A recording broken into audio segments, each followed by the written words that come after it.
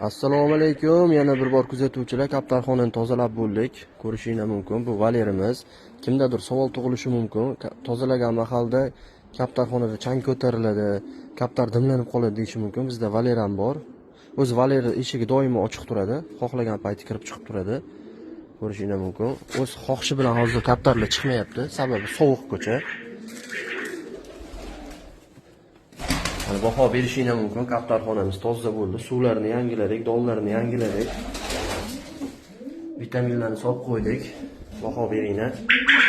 Shu oddiy videolarimizga like bosib, kommentariyada o'z fikrlarini qoldirayotgan yurtdoshlarimizdan Alloh rozi bo'lsin. Hammangizga rahmat, qo'llab-quvvatlab turganingiz uchun.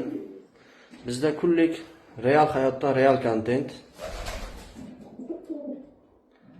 Sog' bo'linglar, salomat bo'linglar. Har kunlik real kontentlar qilib boramiz inshaalloh.